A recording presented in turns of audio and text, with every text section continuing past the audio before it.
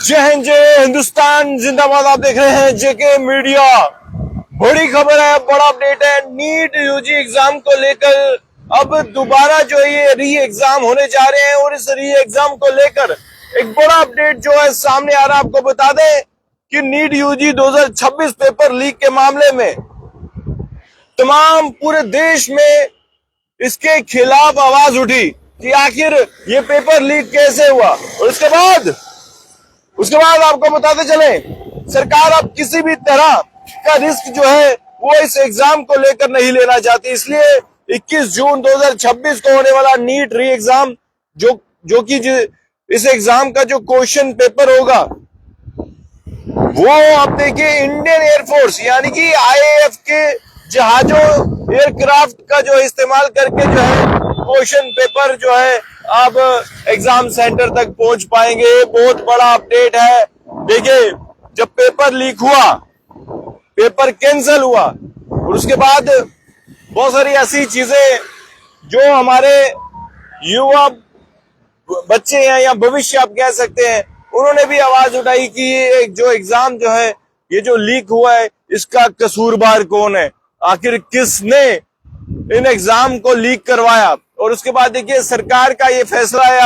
अभी सिर्फ देखिए ये जो मीटिंग हुई है इसके बारे में आपको मैं जानकारी दूंगा कि देखिए 21 जून 2026 को ये जो है एग्जाम होने वाला है और इसकी तारीख तो पहले से अनाउंस हो चुकी थी। और इसमें देखिए हाई लेवल मीटिंग हुई है जिसमें defence minister Rajnath Singh, education minister Dharmendra Pradhan और कम्युनिकेशन मिनिस्टर ज्योतिरादित्य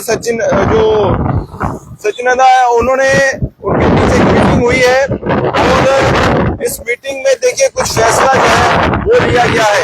इस फैसले में आपको बताते चले कि जितने भी एग्जाम सेंटर्स हैं वहां पर इंडियन एयरफोर्स के जहाज द्वारा जो है क्वेश्चन पेपर जो है वो पहुंचाए जाएंगे।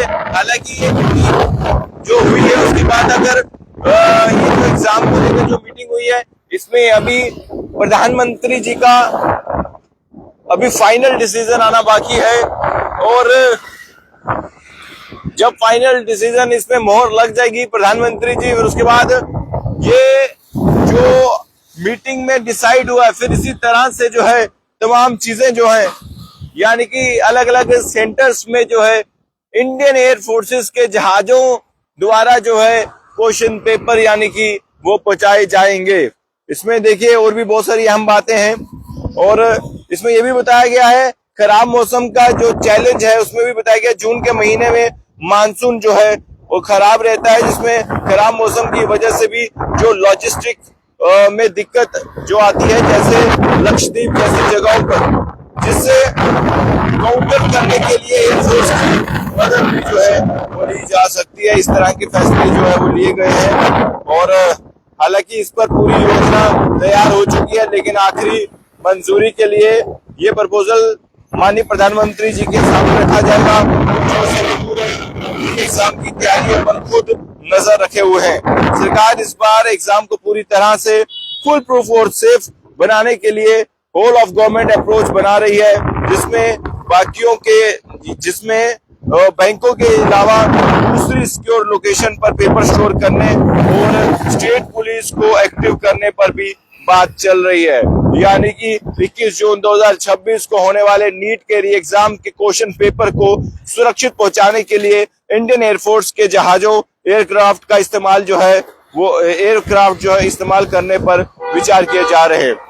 इस फैसले से जुड़े कुछ अहम बातें जिसमें हाई लेवल मीटिंग हुई है डिफेंस मिनिस्टर और जो एजुकेशन मिनिस्टर है और इसके बाद ये जो फैसला है देखिए पहले पेपर जो है पोस्टल डिपार्टमेंट या दूसरे जरियों से जो है बेचते वक्त लीक होने का खतरा रहता था।